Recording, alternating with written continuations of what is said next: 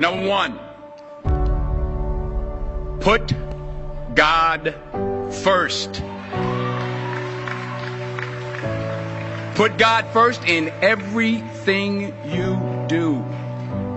Everything that you think you see in me, everything that I've accomplished, everything that you think I have, and I have a few things, everything that I have is by the grace of God.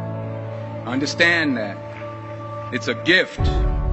40 years ago, March 27th, 1975, it was 40 years ago, just this past March, I was flunking out of college. I had a 1.7 grade point average. I hope none of you can relate. I had a 1.7 grade point average. I was sitting in my mother's beauty shop. They still call it beauty shop now? What they call it now? Yeah, I was sitting in the beauty parlor. I was sitting in my mother's beauty parlor, and I'm looking in the mirror, and I see behind me this woman under the dryer. And every time she looked up, every time I looked up, she was looking at me, just looking me in the eye. And I didn't know who she was, and I said, she said, somebody give me a pen, give me a pencil, I have a prophecy. March 27, 1975, she said, boy, you are going to travel the world and speak to millions of people. Now, mind you, I flunked out of college. I'm thinking about joining the army. I didn't know what I was going to do, and she's telling me I'm going to travel the world and speak to millions of people. Well, I have traveled the world, and I have spoke to millions of people. But that's not the most important thing, the success that I had. The most important thing is that what she taught me and what she told me that day has stayed with me since. I've been protected. I've been directed. I've been corrected. I've kept God in my life, and it's kept me humble. I didn't always stick with him, but he always stuck with me. So stick with him in everything you do.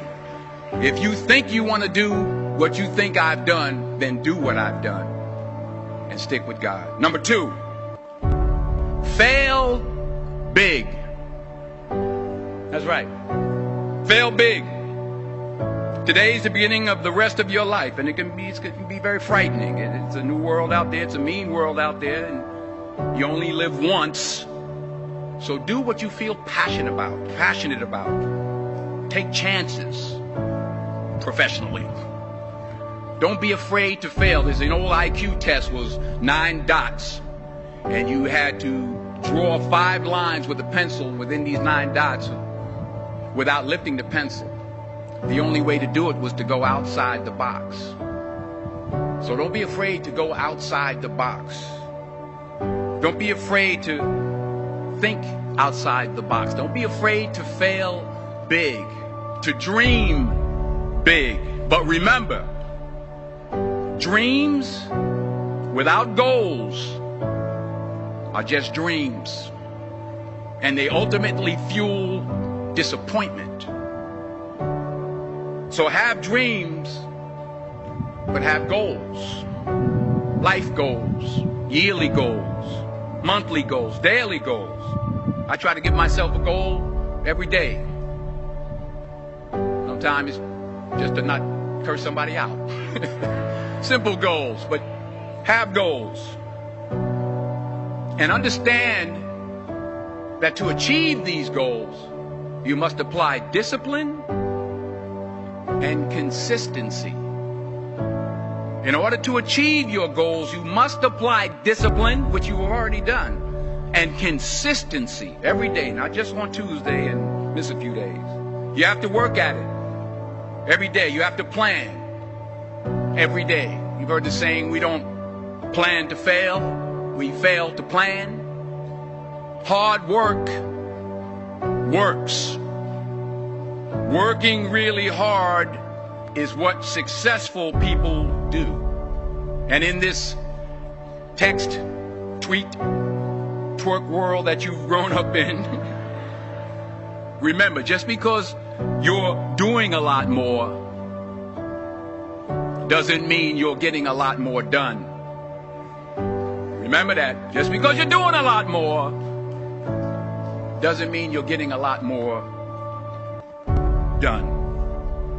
Don't confuse movement with progress.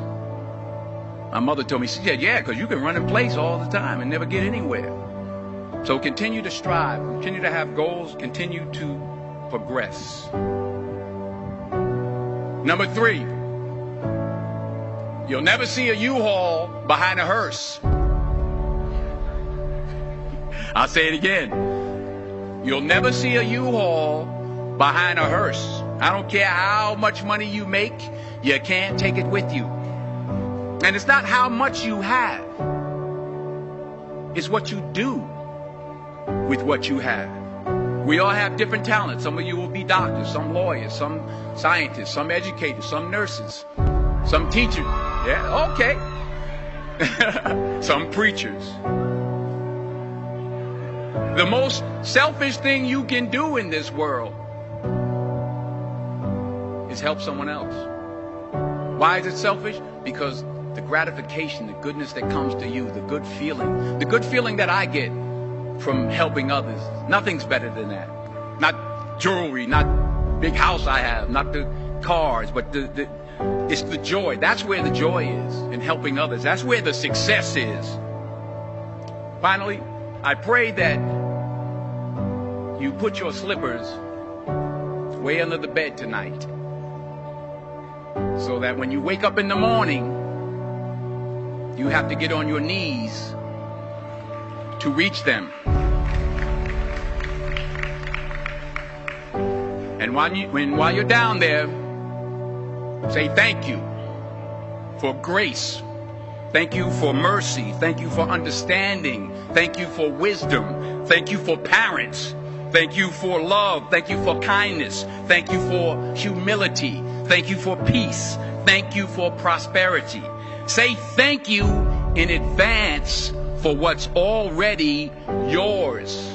That's how I live my life. That's why I am. One of the reasons why I am today. Say thank you in advance for what is already yours. True desire in the heart for anything good is God's proof to you, sent beforehand to indicate that it's yours already. I'll say it again. True desire in the heart, that itch that you have, whatever it is you want to do, that thing that you want to do to help others and to grow and to make money, that desire, that itch, that's God's proof to you, sent beforehand already to indicate that it's yours. And anything you want good, you can have. So claim it. Work hard to get it. When you get it, reach back. Pull someone else up. Each one, teach one. Don't just aspire to make a living. Aspire to make a difference.